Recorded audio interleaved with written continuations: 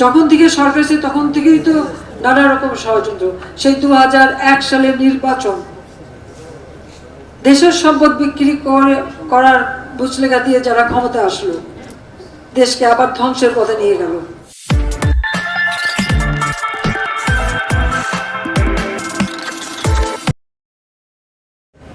যখন থেকে সরকার এসে তখন থেকেই তো নানা রকম ষড়যন্ত্র।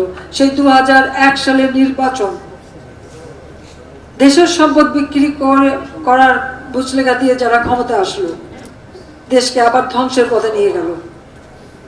একই দিনে 500 জায়গায় বোমা, 36টা, আমাদের 63টা জেলায় বোমা হামলা, আওয়ামী লীগের কত নেতা কর্মীকে মারা হলো। একেবারে 2001 থেকে 6 সারা দেশের তাণ্ডব, জঙ্গিবাদ, বাংলা ভাই ইত্যাদি করে বাংলাদেশের ভাবমূর্তি নষ্ট করলো। আবার 2013 সাল শুরু হলো অগ্নিসন্ত্রাস। সাধারণ বাসে মানুষ যায়, সেখানে আগুন দিয়ে মানুষ পুড়িয়ে দেওয়া হয়। প্রায় 3000-এর উপরে মানুষকে পুড়িয়ে মারল। আর গাড়ি সে তো 3800-এর উপরে বাস, প্রায় 29টা রেল, 70টা 76টা সরকারি অফিস, 9টা লঞ্চ, এবং এমন কিছু নেই যে না পড়ালো। গাড়ির থেকে ড্রাইভারকে নেমে তার গায়ে পেট্রোল ঢেলে দিয়ে জীবন ভিক্ষা চেয়েছে, তাও শোনি, তাকে আগুন দিয়ে পুড়িয়ে দিয়েছে। সেই স্কুটারের যেখানে 3 হুইলার, ড্রাইভার ভিতরে বসে বাইরে থেকে আটকাই দিয়ে তাকে আগুন দিয়ে ওটা শুদ্ধ পুড়িয়ে দিল। ট্রাকের ভিতরে বাবা গেছে বাইরে, ছেলে ভিতরে, অথবা হেল্পার এসে দেখে আগুনে কঙ্কাল, বাবা নিজের চোখের সামনে দেখছে তার ছেলে পুড়ে মারাচ্ছে, কিচ্ছু করতে পারছে না। এইরকম তাণ্ডব চালালো এই বিএনপি জামাত মিলে 2013 সালে, আপনাদের নিশ্চয়ই মনে আছে। সেখান থেকে যেভাবে হোক আমরা উদ্ধার করা মানুষকে সেখানে ফিরানো। আবার 2014 500 স্কুল পুড়িয়ে দিয়েছিল, মানে ছেলে মেয়ের লেখাপড়ার দরকার নাই আর কি।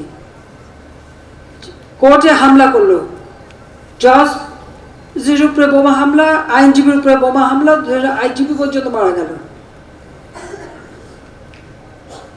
2015-তে একই অগ্নিসন্ত্রাস, রাস্তা কেটে দিল, হাজার হাজার গাছ কাটলো। এই 13 থেকে 15, আর এই ধরনের 3225 জন মানুষই মারা গেল। এরা জীবন্ত মানুষকে পুড়িয়ে পুড়িয়ে মেরেছিল। আর এবার মানুষকে হয় গুলি নয়, এবং কিছু কিছু ঘটনা এমন ঘটেছে, এগুলি আস্তে আস্তে, আমি এই জন্য আন্তর্জাতিকভাবে আমি বলেছি, আমি এখানে কারো দাবির অপেক্ষা রাখিনি। তার আগেই আমি একজন মানে জুডিশিয়াল এনকোয়ারি কমিটি করে দিই।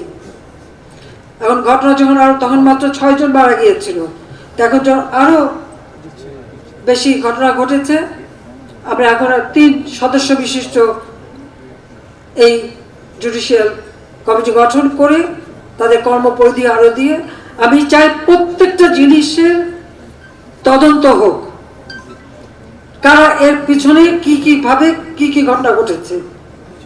এবং সেই জন্য আন্তর্জাতিকভাবে জাতিসংঘকে আমি আবেদন করেছি যে তারা তাদের বিশেষজ্ঞ পাঠাক।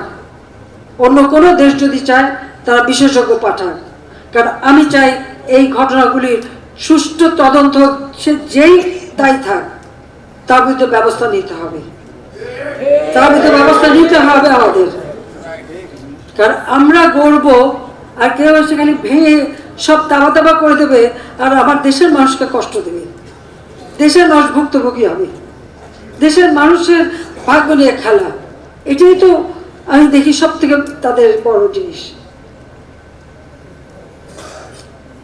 জঙ্গি সারা বিশ্বব্যাপী কি ঘটনা ঘটিয়েছে। বাংলাদেশে হলি আর্টিজানের পরে আর একটা ঘটনা আমরা করতে দেয়নি। আমাদের গোয়েন্দা সংস্থা, আইন শৃঙ্খলা রক্ষাকারী সংস্থা থেকে সজাগ থেকেছে, তারা নিজেরা জীবন দিয়েছে, কিন্তু এই জঙ্গিবাদের হাত থেকে দেশকে রক্ষা করেছে।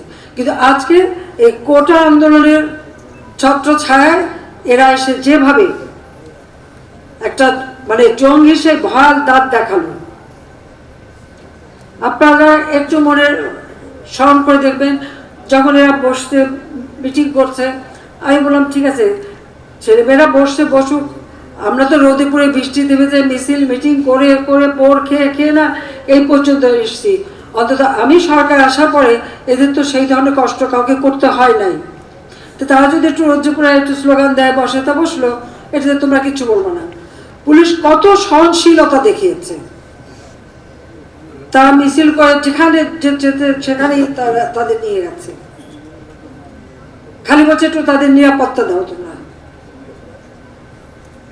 আমরা তো সেই আমেরিকা ইউনিভার্সিটির ছাত্ররা নেমেছিল পরে যেভাবে তাদের উপর তাদেরকে একেবারে মেরে ধরে মাটিতে ফেলে অত্যাচার করে, এমনকি শিক্ষকদের পর্যন্ত পিছনে হ্যান্ডকাপ দিয়ে বেঁধে নিয়ে তারা সেই মানে আন্দোলন ছাত্রদের আন্দোলন দমন করেছিল, আমরা তো তা করতে যাইনি, ওইভাবে আমরা শক্তি প্রয়োগ করিনি, বরং তাদের দাবিগুলি, তখন তাদের দাবিটা কি, কারণ এটা আমার করা প্রজ্ঞাপন বাতিল হয়েছে, আমরা আপিল করেছি, সেটা আবার আমরা পেয়ে গেছি, সেটা আন্দোলনের ইস্যুটা আর কি থাকে।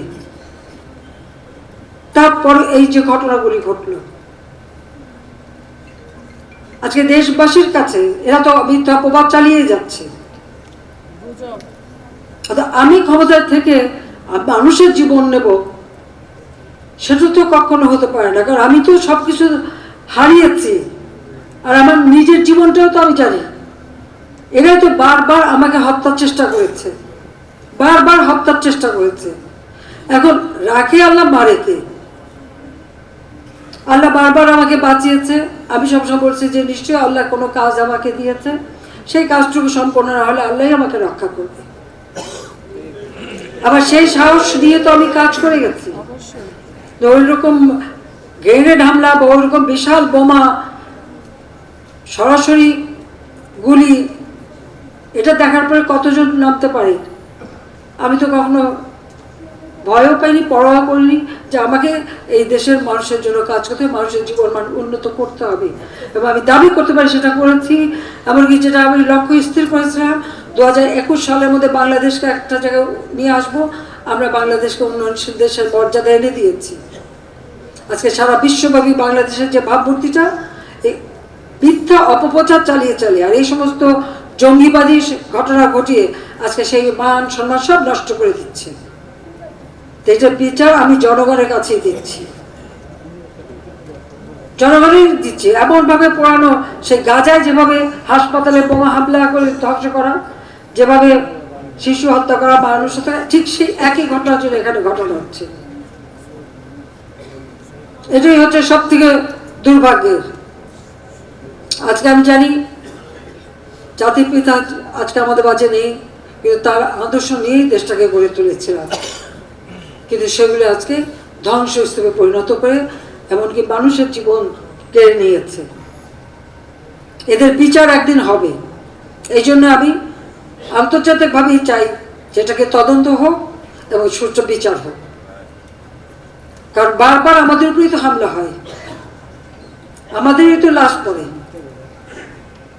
কাজে জঙ্গিবাদ সন্ত্রাসের স্থান বাংলাদেশে হতে পারে না।